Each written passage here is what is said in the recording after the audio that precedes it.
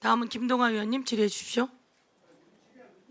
네, 남욱 증인에게 순서지 보세요. 네. 네, 여쭤보겠습니다. 그 검찰에서 목표를 정하고 이렇게 한다라고 했을 때 남욱 증인께서 협조를 좀 하지 않았습니까? 네. 근데 이제 검사들이 원하는 답을 했을 때 검사들의 반응이 어땠었나요? 뭐 그 답을 해야 이제 그 다음으로 넘어가니까. 그래서 대부분 제 조서를 보면 뭐 시장님이 지시하시지 않았겠냐. 뭐 그랬을 것 같다.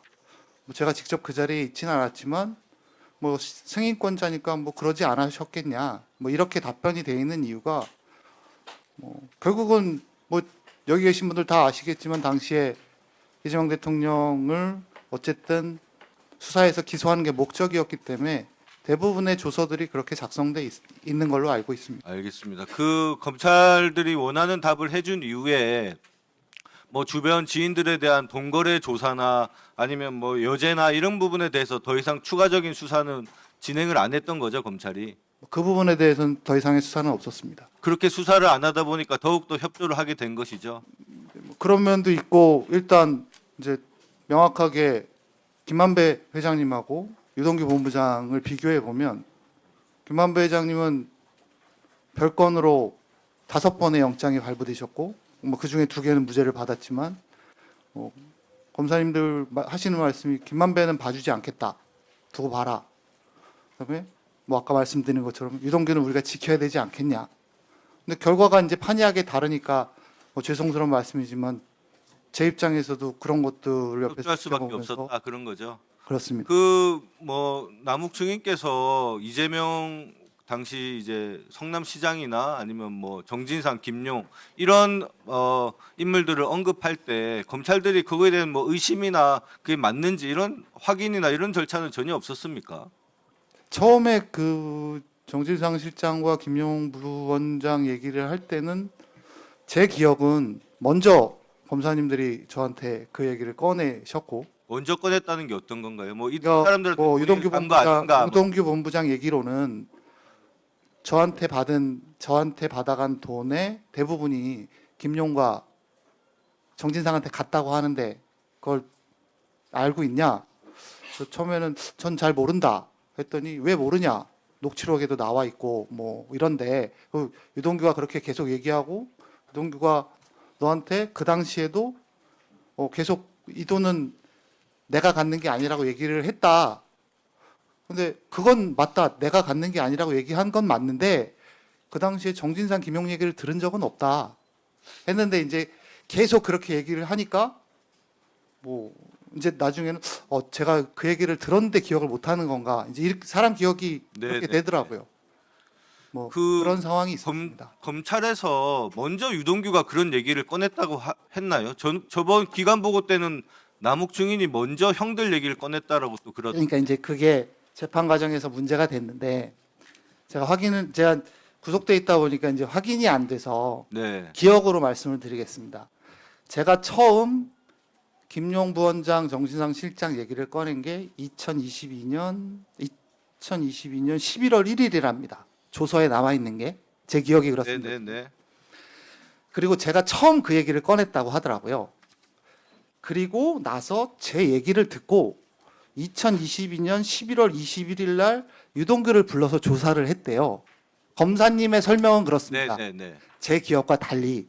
근데 조사를 받을 때는 유동규가 먼저 실토를 했다 이렇게 질문을 받았다는 거죠. 그렇죠. 그렇지 않으면 그 전 1년이나 지난 사건을 갑자기 제가 목표가 거기는 저는 뭐 잘 알지도 못하는 분들인데 뜬금없이 제가 김용 부원장하고 정진상 실장 얘기를 먼저 꺼냈을 일은 사실 만무하지 않습니까?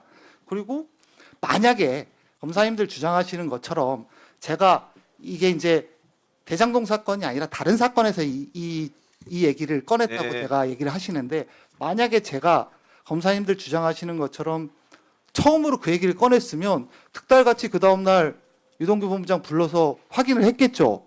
근데 21일 동안 조사한 내용이 없습니다.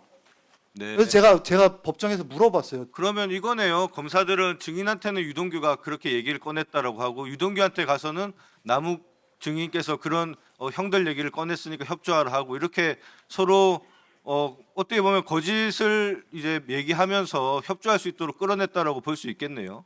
뭐 그것까지는 잘 모르겠지만 제 생각엔 유동규 본부장께서 먼저 이제 협조를 하기 시작하셨으니까, 그리고 그 부분이 제일 본인한테는 책임이 큰 부분이다 보니 이거 내가 쓴 돈이 아니다라고 먼저 얘기를 해서 그렇게 해서 시작된 스토리가 아닌가, 저는 그렇게 제 개인적으로 추측하고 있습니다. 그 증인이 처음 피의자 신문 받을 때 유동규에게 준 3억 원 가량 돈에 대해서 유동규가 다른 업자에게 3억 원을 빌렸는데 그 돈을 갚지 않으면 옷을 벗어야 되는 상황이다 이렇게 진술하셨고, 정재창, 정민용 모두 스스로 자신의 범죄를 밝히는 자수서와 자술서에도 그런 업자한테 빌린 돈이라고 했습니다.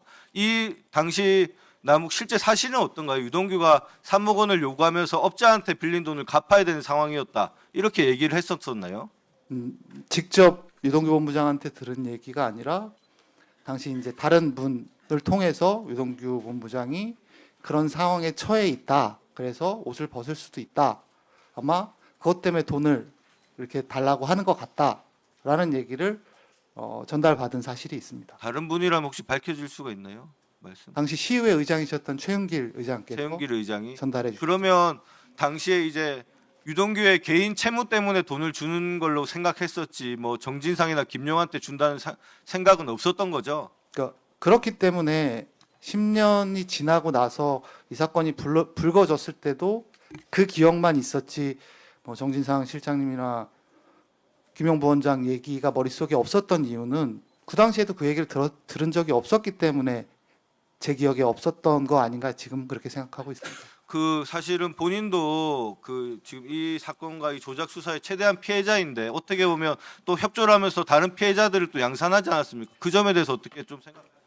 뭐 그 부분에 대해서 당연히 제가 책임져야 될 일이 있다면 당연히 책임지겠습니다.